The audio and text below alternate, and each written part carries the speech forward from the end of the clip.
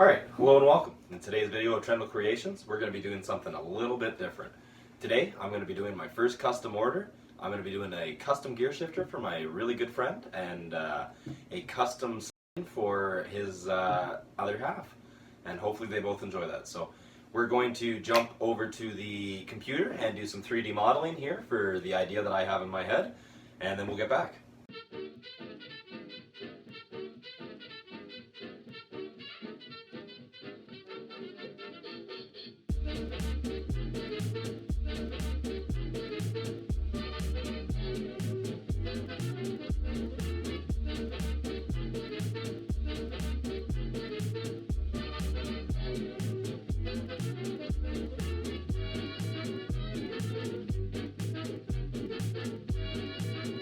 Alright, so while that stuff's printing off, my vacuum pump actually came in the mail that I ordered, so we're just going to set this thing up and yeah, we'll try this out.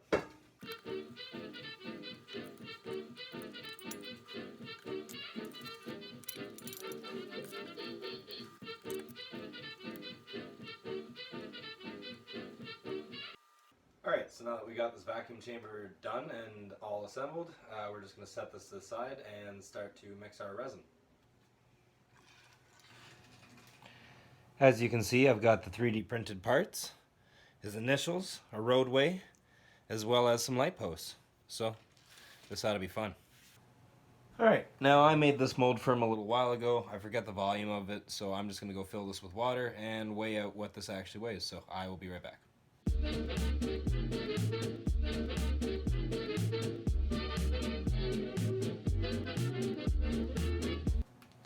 Alright, now one of his favorite colors is green, so we're going to try to make this a nice light emerald green.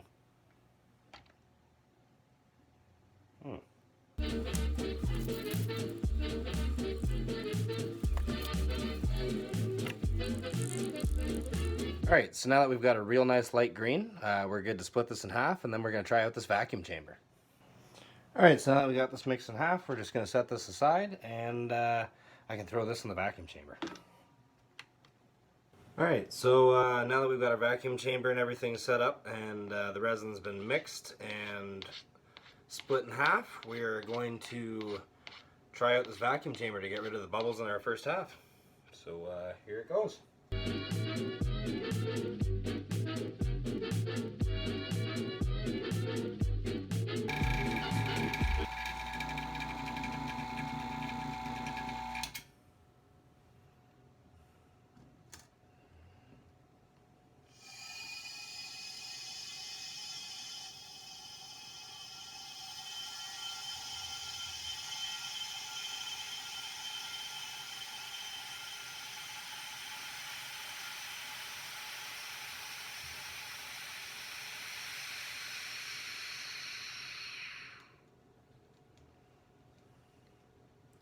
Alright, so like that,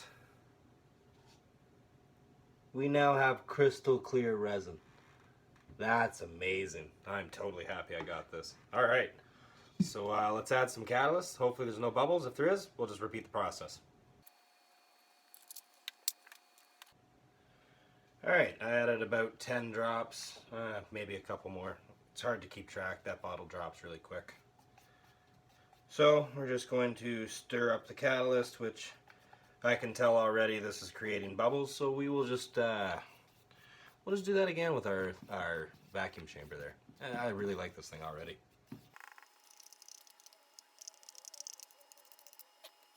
So just as a before and after, look at all those tiny little bubbles. All right, and now we're going to throw this back into our vacuum chamber.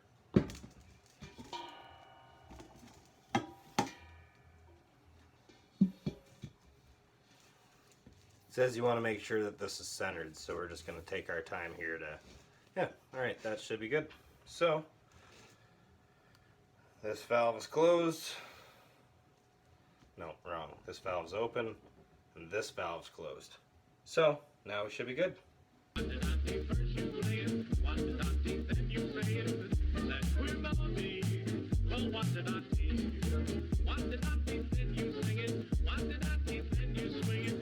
So now that we've got that done, As you can see, this doesn't have near the bubbles. It's got a couple tiny ones, which we might redo this, but for now, I think actually those will just dissipate during our art, so we will move forward. Alright, so we've got our mold that I made a little while ago back when I took one of his gear shifters that he's got for his car, and yeah, we are just going to pour this in. But first we're going to add a little bit of mold release.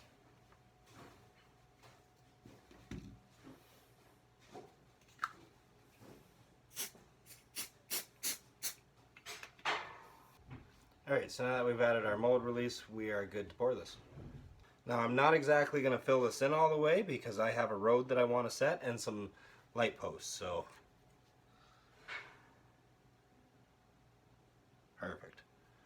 When this dries enough, we'll be able to set this in and come back and pour the rest of this on it. Alright, so now that this is dried, we're able to pull this off and set in our little road.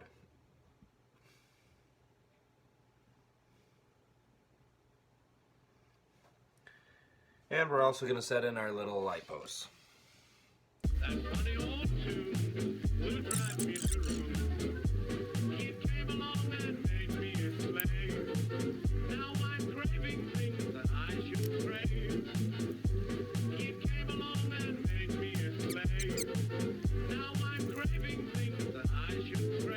There. To ensure that my little light posts don't fall down, I have put some structures in so that way this has time to dry and we can come back and pour the rest of this. Alright, so now that we've got all this set in place, we've got our road and our little light posts, we're good to add catalyst to a tiniest little amount of green, and we're also going to pour out just a little bit here, and we're going to make it orange so that way I can accent just a little bit of fire lines on the road. Alright, so now that this is good, we're able to add our drops of catalyst to both of these parts, which I'm going to drop, I don't know, 8 or 10 drops in each.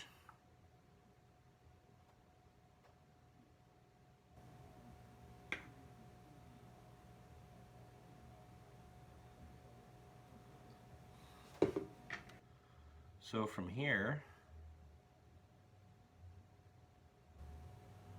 we are able to pour this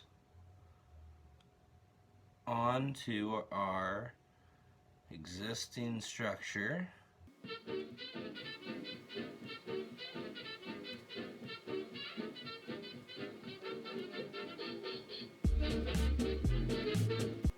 Geez, you'd think I'd measured that out. That actually worked out perfectly.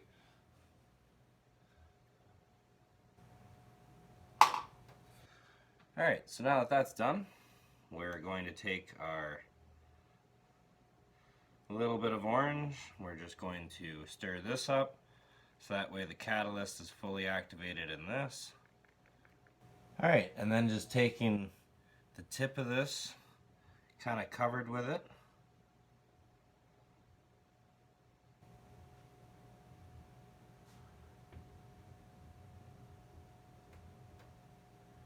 we go about making our flame accents.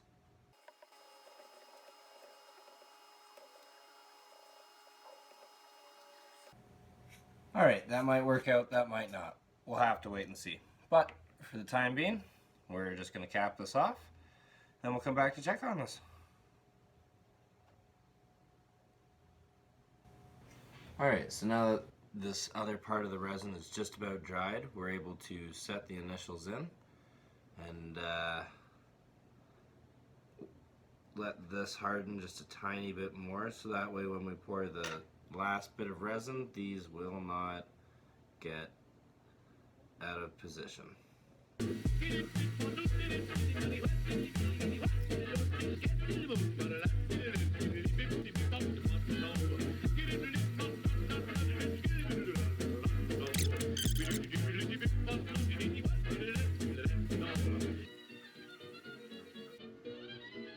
Alright, so now that we've got this set, we're able to let this sit for just a little bit longer, and we're able to pour our last and third part of resin. Alright, so as we can see, we have everything glued down in place. We have our road down below, we have the light place, and we have our initials stuck in place. So now we're good to put the second half of this mold on, and put our catalyst onto the second or third part of the resin and pour our last bit. Okay, so following the same thing, we've added 10 to our second side, or third part. Jeez, I keep forgetting this is a 3-part.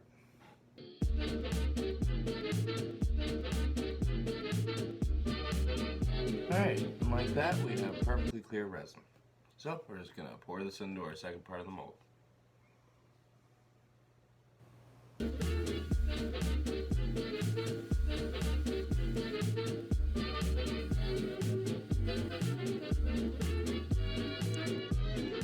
Alright, so now that we have this poured, we're just able to cap this off and check this out in the morning.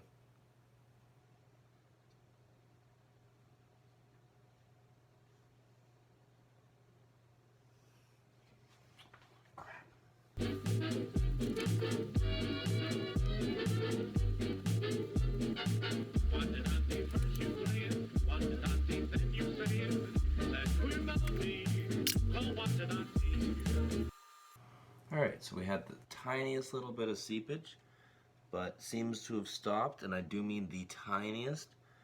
I believe that's just a matter of when we added this tiniest little bit of extra weight to the mold. Since this isn't the biggest mold, it did push a tiny bit out the sides, which, as we can see now, it stopped. So we're able to leave this and come back in the morning and check this. So fingers crossed this works.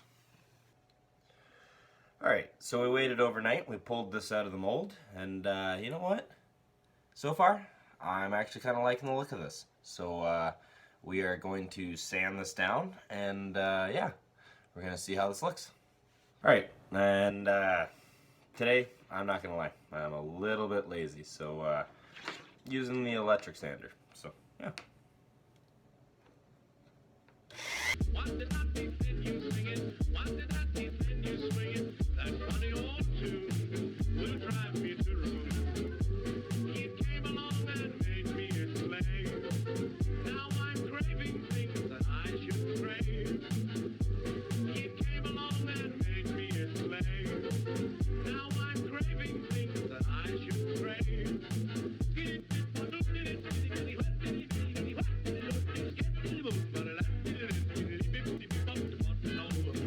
Alright, so we got the sanded down pretty good. There's a couple pit marks and whatnot, but hopefully the next grit of sanding will take that out.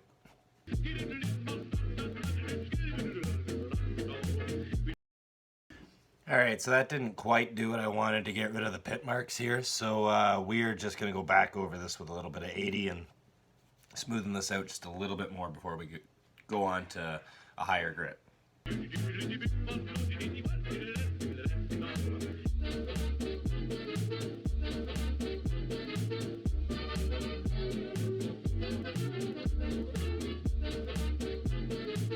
Alright, that actually did pretty good for getting rid of the pit marks. We got like a couple tiny ones, but they will hopefully go with higher sanding.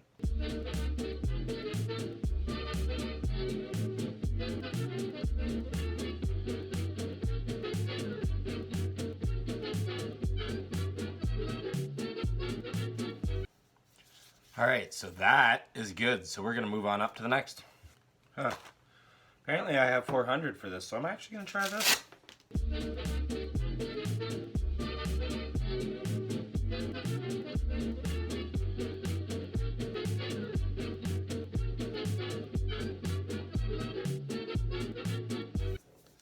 There, now that's nice and done up at 400, and we're going to jump into the wet sanding now.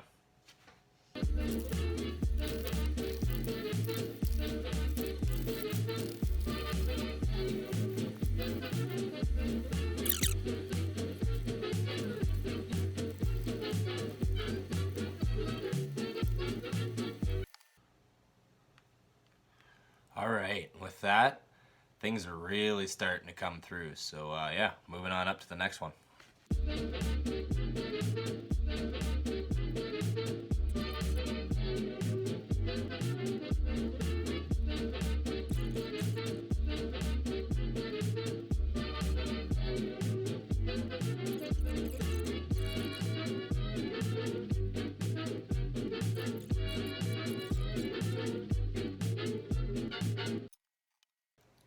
Alright. And with that, it's as clear as it's going to get without polish. As you can see, it's starting to fogging up, so we're going to polish this out. Alright, so I'm just going to apply a bit of polish to the corner of this.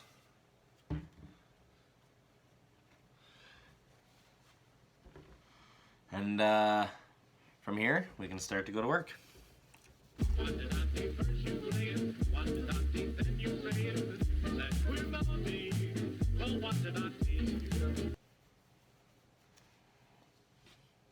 Wow, I think I just learned a new way to polish.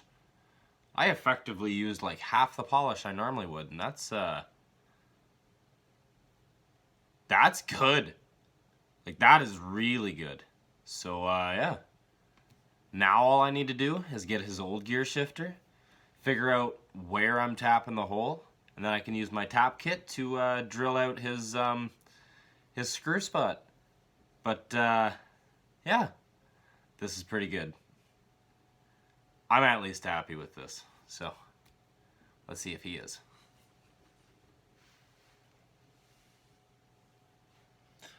You know what? Might as well not waste the polish. I'm just going to polish it for the sake of polishing it. Alright, so my buddy was kind enough to bring over his old gear shifter, and here's his new gear shifter. So I have marked where we're going to make our hole, and I have found the size of tap that we need. Pretty sure this will do the job for screwing in his gear shifter. So let's get started.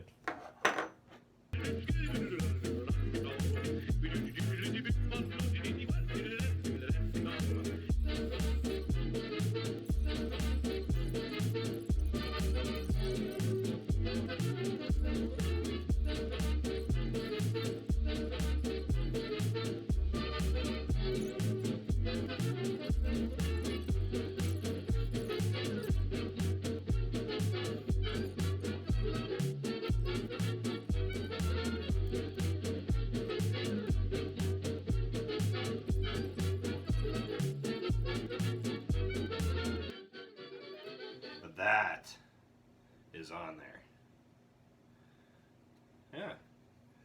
Yeah. So, like this, we've made him his nice own custom gear shifter. So, yeah, this was a lot of fun to do. All right, so we've made him a nice custom gear shifter, and hopefully this will last a good time in the future. If not, we will just make another one. I'm probably going to make another one in the future anyways, because this didn't turn out 100% how I wanted.